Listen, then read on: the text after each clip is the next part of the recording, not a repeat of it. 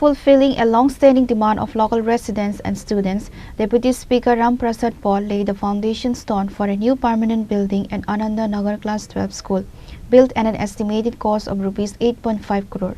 The modern infrastructure will feature 27 classrooms to accommodate the growing student body. In addition to the foundation ceremony, the MLA also inaugurated the DNA club within the school premises to encourage scientific temperament among students. যে নতুন ভবন যার যে শিলান্যাস আমরা করেছি,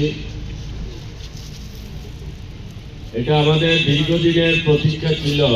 আমি এই এলাকার বিধায়ক হওয়ার পর থেকেই এই বিদ্যালয়ের যে পরিকাঠামো ছিল খুবই জরাজীর্ণ অবস্থায় ছিল।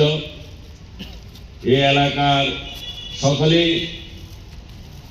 সেদিন থেকে আমার কাছে দাবি রেখেছিল যে বিদ্যালয়টি যেন একটা নতুন ভবন তৈরি করা যায় ছাত্রছাত্রীদের স্বার্থে।